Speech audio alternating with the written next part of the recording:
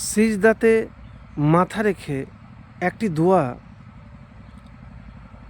3 বার যদি নিয়মিত পাঠ করতে পারেন তাহলে আপনার জীবনের গুনাহ মাফ হবে।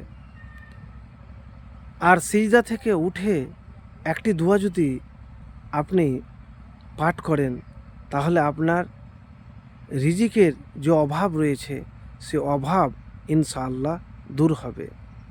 তো প্রিয় ভাই আমার, তো সর্বপ্রথম আল্লাহ রাব্বুল আলামিনের কাছে আপনাকে চাইতে হবে, আপনার নিয়ত থাকতে হবে যে আল্লাহ, আমি যে কষ্টতে আছি, কষ্টই পড়ে রয়েছি, আল্লাহ তুমি আমার কষ্টকে দূর করে দাও, কষ্টকে দূর করে দাও।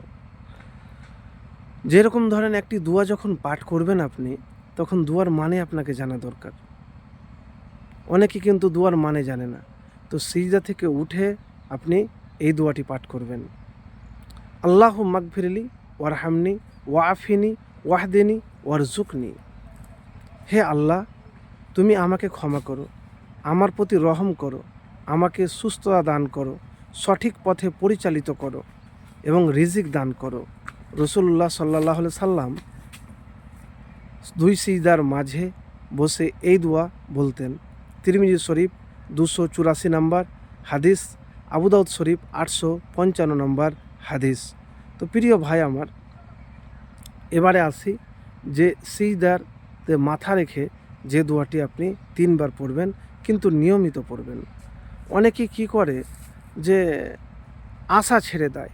দেখেন, যখনই আপনি দোয়া করবেন আল্লাহর কাছে, তখন কিন্তু মানে জানা দরকার। মানে যদি আপনি না জানেন তাহলে কিন্তু কোনো লাভ হয় না। তো আল্লাহু মাগফিরলি জাম্বি কুল্লাহু দিক্কাহু ওয়া জিল্লাহু ওয়া আউয়ালাহু ওয়া আখিরাহু ওয়া আলা নিয়াতাহু ওয়া সিররাহু। আবু হুরায়রা রাদিয়াল্লাহু তাআলা আনহু বলেন, রাসূলুল্লাহ সাল্লাল্লাহু আলাইহি সাল্লাম সিজদার মধ্যে বলতেন। এর অর্থ হলো, হে আল্লাহ, আপনি ক্ষমা করুন আমার সকল পাপ, ছোট পাপ, বড় পাপ, প্রথম পাপ, শেষ পাপ, প্রকাশ্য পাপ, গোপন পাপ। মুসলিম শরীফ 483 নম্বর হাদিস। তো প্রিয় ভাই বেকার, আসুন যে দোয়া পাঠ করলে কি সত্যি ধনসম্পদ বৃদ্ধি পাবে, রিজিক বৃদ্ধি পাবে? আপনি ধরেন দোয়াটি পাঠ করলেন, সত্যি পেয়ে নেবেন, দোয়া কবুল হয়ে যাবে?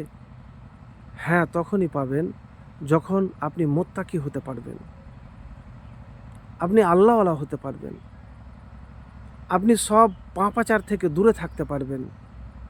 ওই সময়তে যে নিয়াত করে আল্লাহর কাছে চাইবেন, আপনার নিয়াত পূরণ হবে। কিন্তু মুমিন পরিপূর্ণ না হতে গেলে আর মুত্তাকি তাকওয়াওয়ালা না হতে গেলে দোয়াও কবুল হবে না, আমলও কবুল হবে না। তো প্রিয় ভাই আমার, এই যে সিজদার মধ্যে যে দোয়াটি বললাম আর সিজদা থেকে উঠার মধ্যে দোয়াটি বললাম, এই দোয়ার অর্থ সহ আপনি বলবেন, মানে অর্থটা মুখস্থ করে নেবেন, দিয়ে তখন আপনি দোয়াটি বলবেন। তাহলে আপনার যে রিজিক, আপনার যে পেরেশানি, আপনার যে অভাব ইনশাআল্লাহ দূর হয়ে যাবে। কেন দেখেন, নামাজ এমনই যে আল্লাহ রাব্বুল আলামিন বলেছেন, ওয়াস্তাইনু বিস-সাবরি ওয়াস-সালাহ। তুমি নামাজের মাধ্যমে কি করো?